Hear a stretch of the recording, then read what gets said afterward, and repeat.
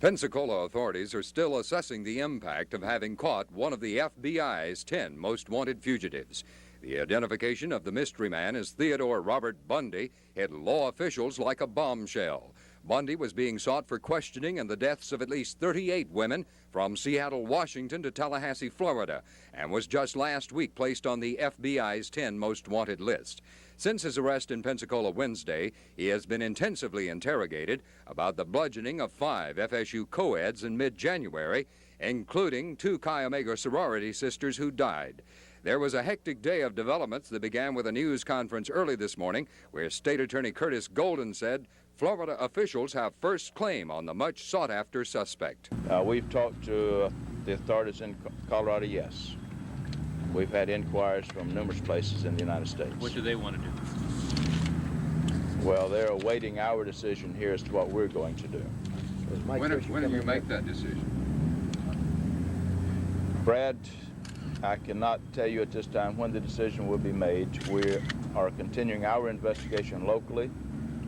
I understand that other authorities in Florida are performing an investigation of their own with reference to other crimes. The decision will be made after all of the investigations have been completed.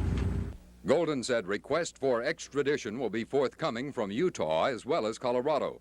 Bundy was serving time in Utah for kidnapping before being extradited to Colorado, where he was to stand trial for the 1975 murder of a young Michigan nurse. It was from a jail near Aspen that he escaped on December the 31st. He remained at large until 1:30 a.m. Wednesday when he met Pensacola Police Patrolman David Lee.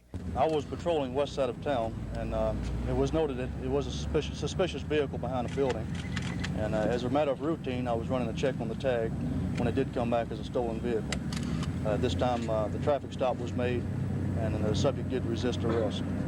Were there shots Yes, sir, there were 2 shots fired.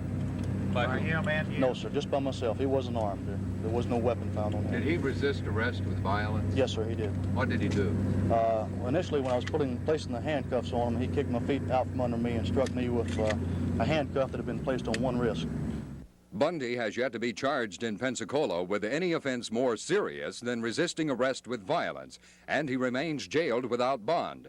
At a brief court hearing this afternoon, his court-appointed public defender attempted to obtain medication for the suspect, who reportedly is having trouble sleeping.